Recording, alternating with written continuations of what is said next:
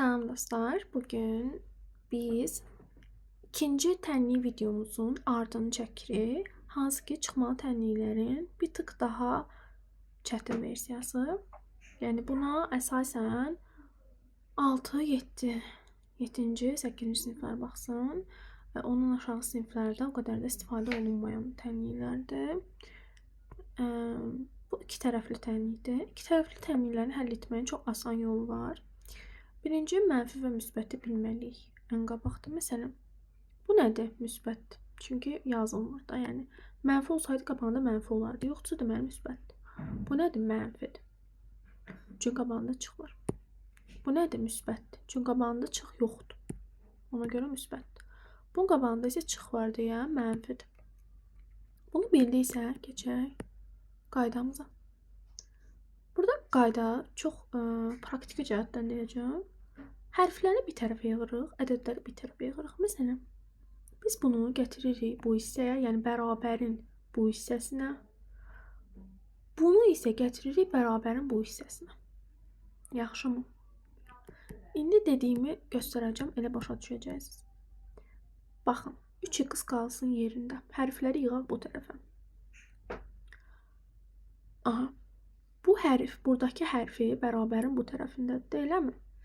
Hərfi keçirdək bərabərin sol tərəfinə. Necə keçirdək? Çıx x kimi mi yazaq? Yox. Əgər bu mənfidirsə, bərabərin bu tərəfinə keçəndə avtomatik onun işarəsi dəyişəcək.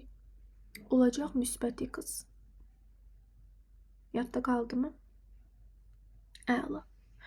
Bərabər indi qoyaq. 20'ni yazaq. 20 buradadır. Bizim 20'nin işimiz yoxdur.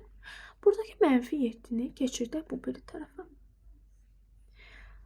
Mənfi 7 bu biri tərəfə keçəndə dedik ki, işarəsini dəyişir. Mənfidirsə olacaq müsbət 7. Всё. İndi bir də baxaq. 3x yerində qaldı. Plus x gəldi bura. 20 yerində qaldı. Plus 7 gəldi bura.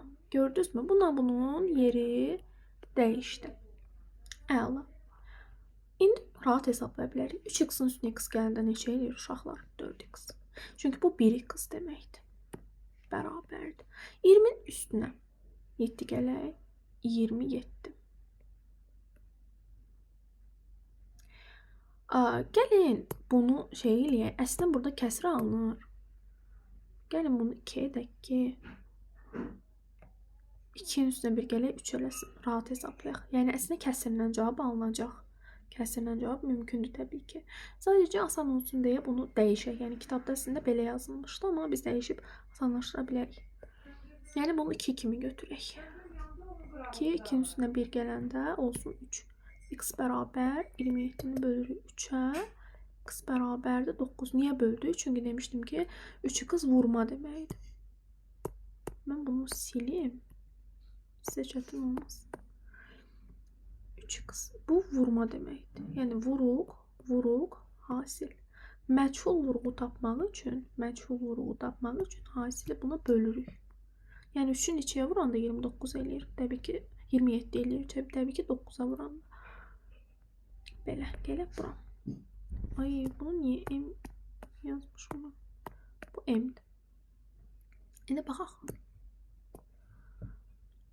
Yenə hərfləri keçirdək bu tərəfə. Yenə bunu bura keçirdək. Bunu da buna keçirdək. Məncə başa düşdünüz. 2m. Burada işimiz yoxdur. Buradakı m mənfidirmi, müsbətdirmi? Təbii ki, müsbətdir. Çünki mənfi olsa qabağında mənfi olardı. Yoxdursa deməli müsbətdir.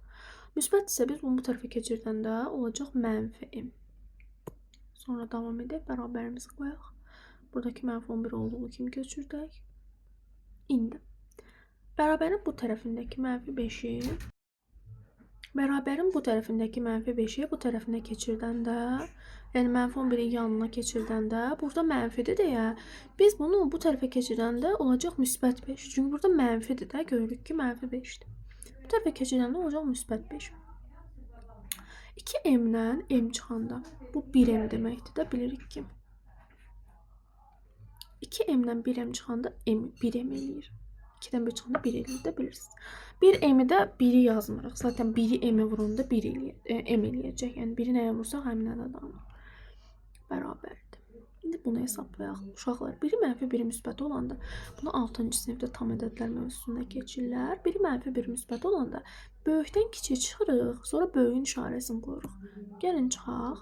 Mənfi 11-dən ümumiyyətcə 5 çıxaq. 6. Okey.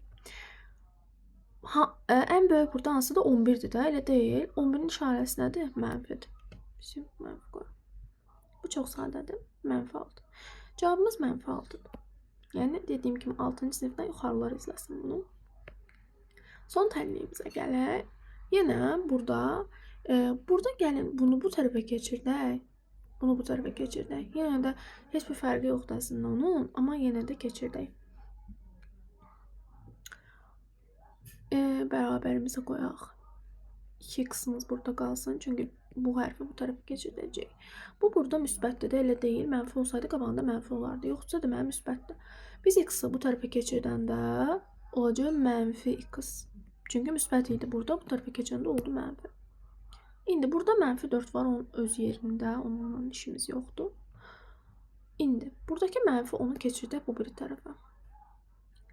Mənfi 10 bu biri tərəfə keçirdəndə nə olur? Müsbət olur. Все. Dəlilik. Bərabər. 2x-dan x çıxaq. X eləyir. Çünki bu 1 deməkdir. 2-dən 1 çıxanda 1x. 1x-daki x-dır da zaten 1 yazmağa ehtiyac yoxdur. Onu bilirsiniz.